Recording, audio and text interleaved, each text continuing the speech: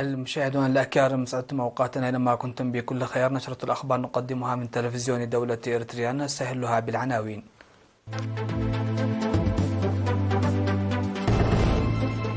جهود للسيطرة على الملاريا وأمراض الحميات الأخرى في تسني. تقييم التعليم نصف السنوي في الإقليم الأوسط.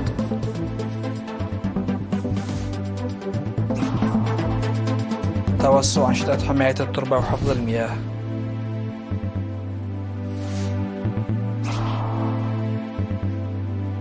زعيم كوريا الشمالية يدعو جيشه على الاستعداد للقتال.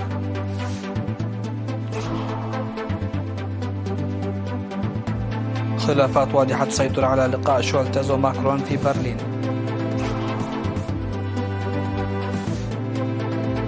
وتايوان تحذر زوار صينية دخلت مياهها المحظورة. أهلا بكم إلى تفاصيل النشرة. تقوم وحدة أبحاث وتحاليل مرض الملاريا في إقليم القشبارك المتواجدة في مدينة تسناي بأعمال التعرف والسيطرة على مرض الملاريا وأمراض الحميات الأخرى التي تسببها البعوض. وأوضح مسؤول الصحة العامة في مدينة تسناي السيد عواد مبرهاتو أن الوحدة تعمل على خفض مرض الملاريا والوفيات الناجمة عنه.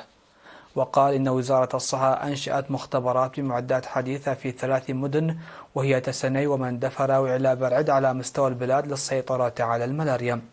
وذكر أن الأعمال المخبرية كانت تجري في السابق بخبراء أجانب، لكنها تجري حاليا بمواطنين مؤهلين في المجال. وأفاد بأن الدراسة التي أجرت في مديريات تسناي وتكومبيا وقردات وملقي في الفترة من العام 2020 إلى العام 2023 قد أظهرت زيادة الإصابة بمرض الملاريا، مشيرا إلى إثبات الدراسات بظهور نوع جديد من البعوض في هذه الآونة تتكاثر في حاويات المياه المنزلية وهي السبب في انتشار الملاريا.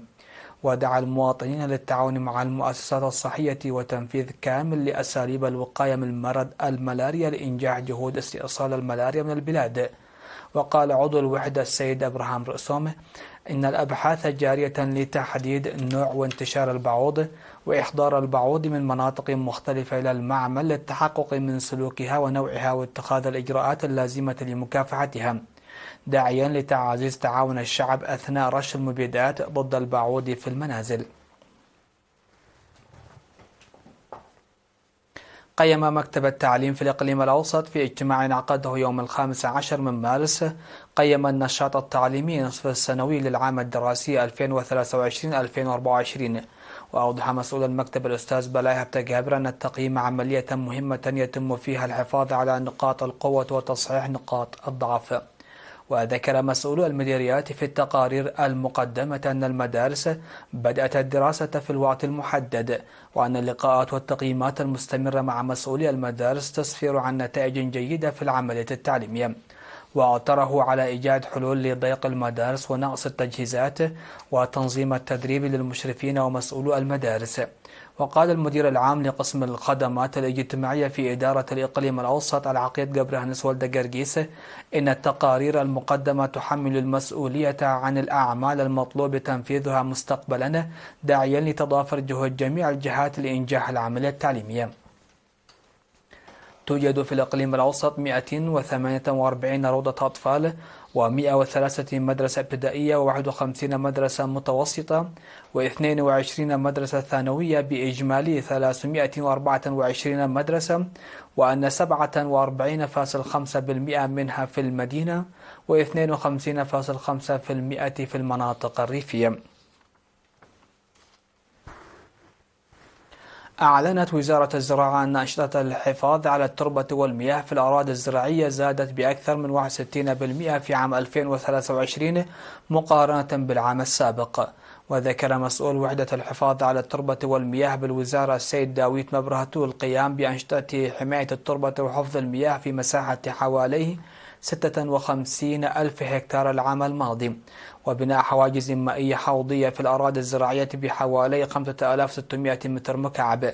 وذكر بناء مدرجات حوضية في مساقط المياه والمراعي في مساحة أكثر من 8000 هكتار، وحواجز في المجاري لتهدئة السيول والحد من انجراف التربة. من ناحية أخرى تم إنشاء 16 صدا صغيرا في مناطق مختلفة عام 2023، بينما يجري إنشاء 42 سدا بمشاركة فاعلة من الشعب والإدارات وأعضاء قوات الدفاع وخبراء زراعة.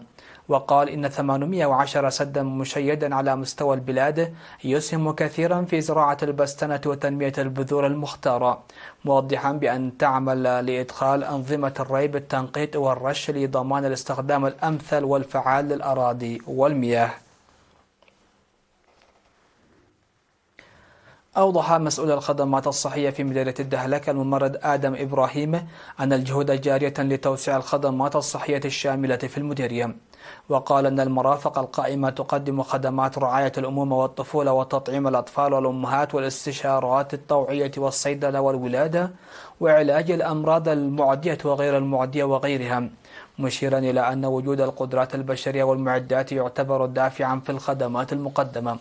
وأشار إلى زيادة متلقيات خدمات رعاية الأمومة والطفولة بصورة خاصة، بالإضافة إلى زيادة عدد النساء الحوامل اللاتي يلدن على يد متخصصين صحيين، موضحا بوجود برنامج لفتح نقاط صحية في دسي ودهلك كبير وسلعيد في إطار جهود توسيع الخدمات الصحية. وذكر بأن شح المياه يعتبر تحديا كبيرا في حياة السكان عامة والمرافق الصحية بصفة خاصة، داعيا العمال لإيجاد الحلول لها. وناشد الممرض آدم إبراهيم باهتمام بمركز جمهيلي الصحي الذي تضرر بالأمطار المصحوبة بالعواصف العام الماضي. قدم العمال في مديرية الدباروة مواد نظافة وملابس تقدر بأكثر من 21,000 نعفة لمريضات الناسور في مستشفى مندفر المرجعي.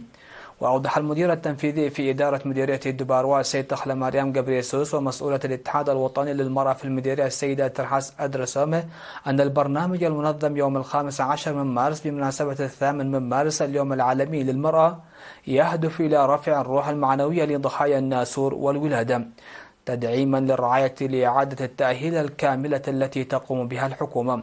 وشكر الدكتور سعر تسفو من مستشفى مندفر المرجعي متخذي المبادرة، ودعا المجتمع على لعب دور أكبر في تحقيق هدف القضاء على الناسور حتى العام 2030. من جانبه دعا إخصائي أمراض النساء والولادة الدكتور هبته هيل ملكوت كافة شرائح المجتمع عامة والعاملين في الإدارة الشعبية خاصة على القيام بحملات القضاء على ختان الإناث وزواج القاصرات والولادة في المنزل، والتي تعتبر من أسباب الإصابة بالناسور. وكانت عضوات الاتحاد الوطني للمرأة في مديرية الدقيح وعضوات المكتب المركزي في وزارة العمال والرعاية الاجتماعية وعضوات جمعية سمرت في وزارة الشؤون الداخلية قد زرنا ضحايا الناسور في مستشفى مندفر. مشاهدينا، كانت هذه الأنباء على الصعيد المحلي. فاصل قصير ومن ثم نعود لمتابعة الأنباء على الصعيد العالمي.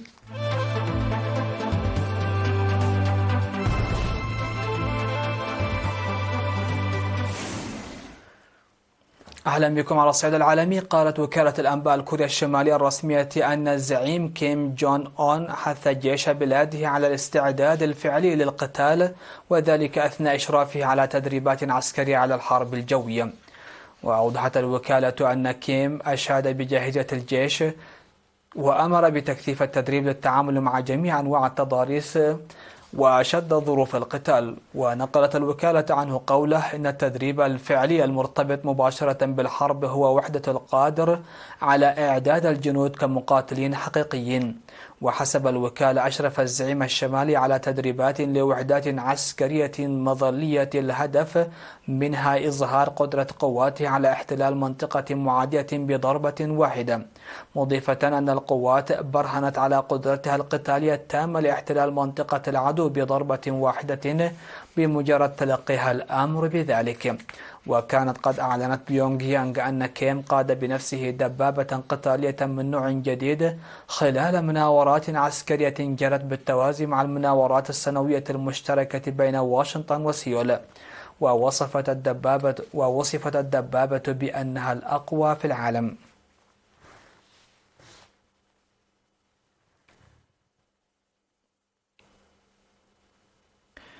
أن يضع الخلافات الألمانية الفرنسية جانبا ويظهر جبهة موحدة حول أوكرانيا. تبدو الخلافات بين المستشار الألماني أولاف شولتز والرئيس الفرنسي إيمانويل ماكرون ثابتة. فقبل ساعات على قمة بين المستشار والرئيس في برلين كرر ماكرون موقفه من نشر قوات غربية في أوكرانيا، والذي تسبب قبل 3 أسابيع برد عنيف من شولتز الذي قال إنه لن يرسل أي جندي ألماني إلى أوكرانيا. ورغم أن شولتز أكد بعد التلاسن بينه وبين ماكرون أن علاقتهما ودية للغاية، فإن الخلافات تخيم على لقائهما في برلين. وكان المتحدث باسم الحكومة الألمانية شتيفان هابشيسترايت قد أكد قبل يومين أن شولتز وماكرون أجريا محادثات مكثفة عبر الهاتف في الأيام القليلة الماضية، نافيا أي خلافات بارزة بين الرجلين. حذرت تايوان سفنا لخفر السواحل الصيني دخلت مياهها المحظورة بالقرب من جزر واقع على حدود قريبة من الصين لليوم الثاني على التوالي مع تصاعد التوترات عبر مضيق تايوان. وقال خفر السواحل التايواني إن 4 زوار تابعة لخفر السواحل الصيني دخلت المياه المحظورة لجزر كينمان التي تسيطر عليها تايوان والتي تعانق الساحل الصيني. وأضاف أن القوارب الصينية بقيت لما يزيد قليلا عن ساعة بعد أن طلبت منها السلطات التايوانية المغادرة. وقال مسؤول تايواني عبر الراديو في رسالة إلى نظرائه الصينيين بحسب لقطات نشرها خفر السواحل التايواني: لقد دخلتم المياه المحظورة لبلادنا، يرجى العودة على الفور.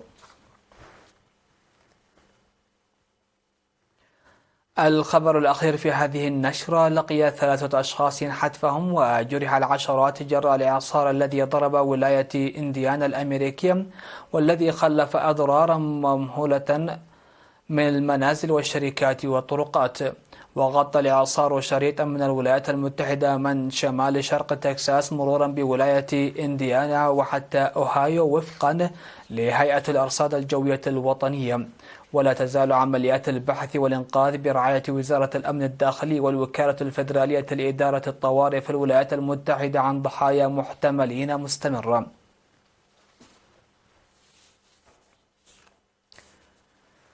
هذا تذكير بأبرز العناوين.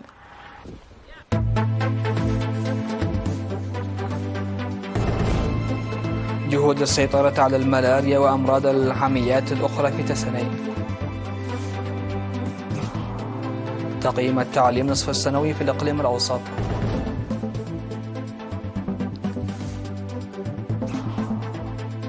توسع أنشطة حماية التربة وحفظ المياه.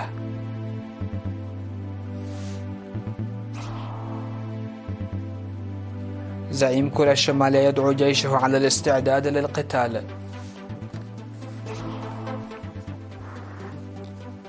خلافات واضحة تسيطر على لقاء شولتز وماكرون في برلين.